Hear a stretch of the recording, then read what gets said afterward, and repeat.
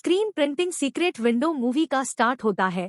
एक मॉडल के बाहर का सीन दिखाते हुए जाम एक आदमी मौत रेनी को देखते हैं।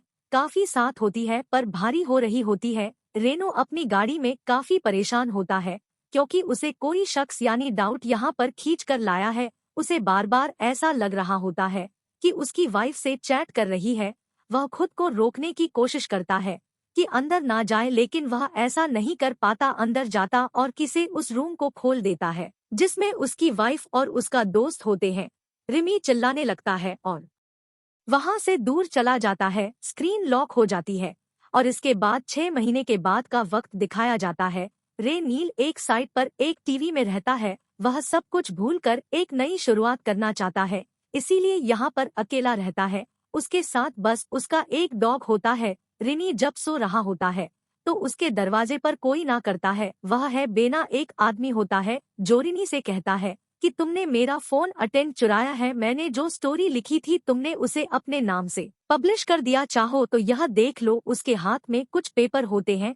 दरअसल रेनी एक राइटर है और स्टोरीज लिखता है, लेकिन जब वह एड वाला आदमी उसे ऐसा कहता है, चोरी नहीं कहता है कि मैं सिर्फ अपनी खुद की कहानियां बनाता हूं, मैं किसी की कॉपी नहीं करता, इसकी मुझे कोई जरूरत नहीं है, यह कहकर वह दरवाजा बंद कर देता है।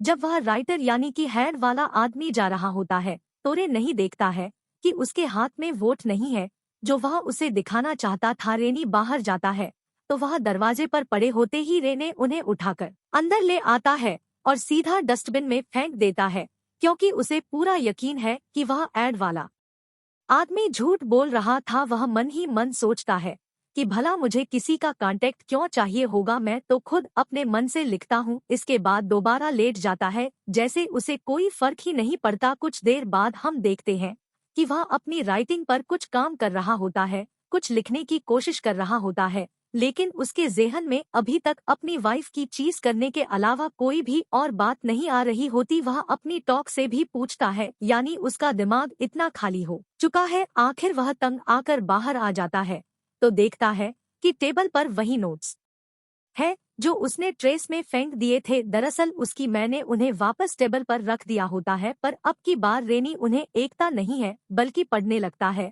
वही देखकर हैरान रह जाता है कि उसकी स्टोरी वाके हेड वाले आदमी की स्टोरी से बिल्कुल सिमिलर होती है। सिर्फ एक चीज होती है, उसे किसी भी तरह से बात समझ नहीं आ रही होती कि ऐसा कैसे हो सकता है। वह करता है कि वह उसे एड वाले आदमी को क्लियर करेगा कि उसने स्टोरी जिसका नाम सीक्रेट विंडो है काफी साल पहले लिखी थी। अब उस वाले आदमी से मिलता है। मैंने उसे बताता है कि पहली बार यह स्टोरी 995 में मेरे नाम से एक मैगजीन में छापी गई थी। दूसरा राइटर यानी कि हेड वाला आदमी उससे सबूत मांगता है। अब यह था कि मैगजीन के पास पड़ा हुआ था, लेकिन उसके पुराने घर में जो उसकी एक्स वाइफ का है वह से कोई कांटेक्ट भी नहीं करना चाहता। इसीलिए रेनी सो जाता है और परेशान भी होता है क्योंकि उस राइटर ने उसे सिर्फ 3 दिन का वक्त दिया था। वह नींद से जाग जाता है और अपने घर में एक नोट देखता है जो उसी हेड वाली राइटर ने लगाया होता है, जिसमें लिखा होता है, तुम्हारे पास सिर्फ 3 दिन है, मैं मजाक नहीं कर रहा और पुलिस को खबर मत करना। अभी रिन्यू सब पता है कि उसे असली शौक तब लगता है जब वह अपने टोको मरा हुआ बात है जिसे न जाने कौन बेदर्दी से मार गया होता है। रिनी से सब बात बर्दाश्त नहीं होती। सुबह होती वह पुलिस स्टेशन चला जाता है, जो हारे नहीं पुलिस को सब कुछ बताता है कि अकादमी मुझ पर नजर रखता है, मेरी जासूसी करता है और दूसरा मुझ पर कांटेक्ट चोरी का इल्जाम भी लगा रहा है, जिसकी वजह से उसने मेरे डॉग की जान ली है। लेकिन यहाँ रिनीश और नहीं होता कि वाकई वही राइटर वह है जिसने उसके डॉग को मारा है। उस राइटर के मना करने के बावजूद रेनी पुलिस के पास गया। अब न जाने उसे क्या फीस करने को मिलता है। वहां से रेनी वह मैगजीन लेने अपनी एक्स वाइफ के घर जाता है ताकि जल्द से जल्द वह उस आदमी को दिखा सके, लेकिन वह देखता है कि उसकी एक्स वाइफ अपने नए फोन से के साथ कहीं जा रही है। यह देख मैंने उससे बात भी नहीं करता और गाड़ी से वापस अपने केबिन की तरफ यानी घर की तरफ आ जाता है। जब वह घर पहुंचता है तो देखता है कि वहां पर पुलिस ऑफिसर होता है जो उससे इन्वेस्टिगेट करने के लिए आया होता है। वहीं से पूछते हैं, क्या तुम्हें अपने आसपास कभी कोई और देखता है? तो वहां की ट्रेन का नाम लेता है। इतना जानकर पुलिस ऑफिसर वहां से चला जाता है। लेकिन इतनी को एहसास होता है जैसे उसके घर में कोई है, वहाँ पर कोई भी नहीं होता। कुछ ही देर बाद वहाँ पर दूसरा राइटर आ जाता है, वही को ताना देने लगता है, क्या तुमने मेरी स्टोरी का देखा है? वह कहीं से भी उस पर सूट नहीं करता, तुमने मेरी अच्छी खासी कहानी को खराब कर दिया। जिससे उसकी बात सुनी नहीं जाती और इन दोनों के बीच में होना शुरू हो जाते हैं। दूसरा राइटर भी रोड से लगता है कि इसका एंड बदल दिया जाए तो उसकी एक्स वाइफ का कॉल आता है। वह से बताती है कि घर को किसी ने आग लगा दी है। वहां पर पहुंच जाता है। इसी घर के अंदर मैगजीन थी जिसके अंदर 1995 में पहली बार जो सबको दिखाना है, वहां भी यही कहने लगता है कि जिस आदमी ने उसको मारा है, हो सकता है कि यह उसी आदमी का काम हो, उसी ने घर को आग लगाई हो। उसे पूरा होता है। अब वापस अपने घर आ जाता है। सुबह होने पर उसे अपने घर की नहीं मिल रही होती और जैसी वह बाहर जाता है, उस राइटर की है दरवाजे के करीब पड़ी होती है और इनकी गाड़ी स्टार्ट होती है। वह काफी हैरान हो जाता है कि यह सब अपने आप कैसे हो गया, वह दूसरा ऐसा क्यों कर रहा है। अभी वहां से निकल जाता है। रास्ते में उसे अपनी एक्स वाइफ का नाम से दिखाई देता है, जो कि एक फ्यूल स्टेशन पर होता है। लगता है कि जैसे उसका पीछा कर रहा है, लेकिन वह से बताता है कि मैं तो दूसरी तरफ से आया हूँ। देता है और कहता है कि तुम इस पर साइन कर दो, हम जल्दी शादी करने वाले हैं। रेनी को गुस्सा आता है और वह डाइवोर्स पेपर्स पर साइन घर वापस आ जाता है। अब उसे वही राइटर मिलने के लिए बुलाता है। रेनी काफी थका होता है पर फिर भी वहां पर जाता है, लेकिन वहां तो राइटर होता ही नहीं बल्कि पुलिस वालों की डेड बॉडी से होती है। नहीं कभी नहीं डर जाता और बेहोश हो जाता है। आँख खुलने पर वह दूसरा राइटर उसके सामने होता है और इन्हीं को बताने लगता है कि जो भी हमारे दरमियान आएगा, जो भी हमारे बीच में टांग बढ़ाएगा, उसका यही हाल होगा। रेनू से पूछता है कि तुम चाहते क्या हो, जबकि मैं तुम्हें बता चुका हूँ कि वह कहानी मेरी थी, मैंने उसे लिखा था। तब वह दूसरा राइटर कहता है कि ठीक है, मुझे मैगजीन दिखा दो, मैं दोबारा कभी तुम्हारे सामने नहीं आऊंगा। अब रहने भी उसी मैगजीन का इंतजार कर रहा होता है जो उसने मेल के थ्रू मंगवाई थी। रिनी काफी परेशान हो जाता है, वापस अपने घर जाने के बिना जाता है, जहां पर उसकी एक्स वाइफ का कॉल आता है। वह से इमोशन होकर रिक्वेस्ट कर दी है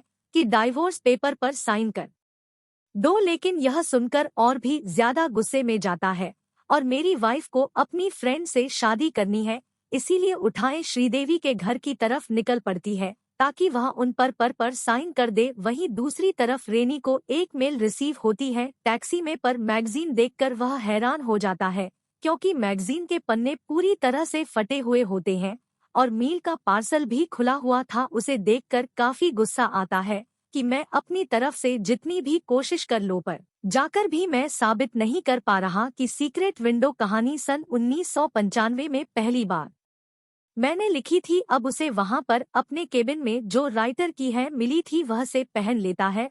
वह खुद से बातें करने लगता है और शीशे में देखकर खुद को उस राइटर के तौर पर देखता है।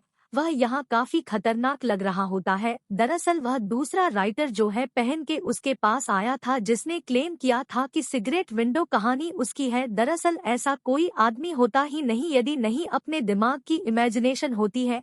असल में डेनी वह आदमी था जिसने दो को और बाकी इंसानों को मारा था। फ्री डिसऑर्डर था जिससे वो किसी के भी असल किरदार को पहचान नहीं पाता था एवं खुद को भी नहीं। कभी वह बार बार अपना हुलिया बदलकर यह सब कर रहा था। अब उसके भी नहीं उसकी एक्स वाइफ आ जाती है।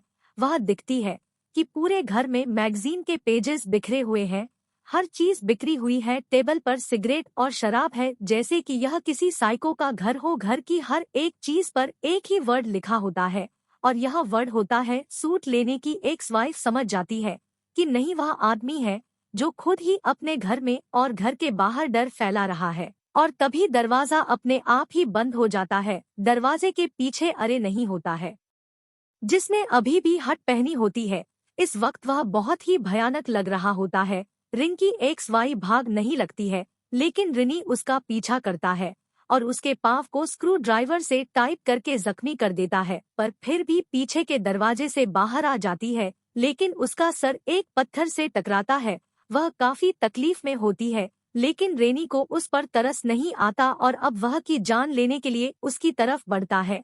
उसके हाथ में शामिल होता है जिससे वह अपनी एक्स वाइफ को मारने वाला है पड़ता भी वहां पर उसकी एक्स वाइफ कहाँ से आ जाता है परी ने उसके बयान से को उसी से मार देता है। रिंकी एक्स वाइफ जो कि काफी बेबस महसूस कर रही होती है, वह अपनी जान की भीख मांगती है।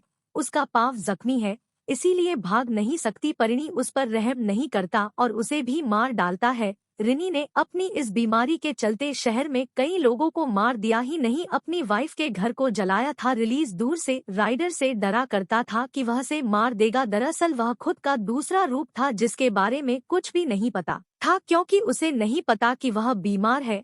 इसके बाद को पकड़ लिया जाता है और उसकी असलियत जानने के बाद को काफी शौक लगता है। तेरी फ्रेंड के घर जाता है और से कहता है कि सबको पता है कि तुम कातिल हो, लेकिन मैं तब तक तुम्हें नहीं करूंगा जब तक मुझे तुम्हारी एक्स वाई और उसके की डेड बॉडी नहीं मिल जाती, क्योंकि मेरे पास तुम्हारे खिलाफ वही एक ठोस सबूत होगा कि मुझे आज रेस्ट करके। लास्ट सीन में हम लेने के केबिन के विंडो से उसकी कॉर्नफील्ड को देखते हैं, जिससे यह जाहिर होता है कि उसने अपनी एक्स वाइफ और उसके ज्ञान से की डेड बॉडी को इसी कॉर्नफील्ड में दफना है, जो वक्त के साथ मिट्टी में मिल जाएंगे और रेनी कभी नहीं पकड़ा जाएगा। इसी के साथ ही कहानी, जिसका नाम सीक्रेट विंडो है, यहीं पर खत्म हो जाती है। यह फिल्म सन 2004 में रिलीज हुई थी। IMDb पर इसकी रेटिंग है 6.4। इस फिल्म का बजट था $40 मिलियन और बॉक्स ऑफिस पर इसने कमाई की थी $92.9 मिलियन की। उम्मीद करते हैं कि कहानी आपको पसंद आई होगी।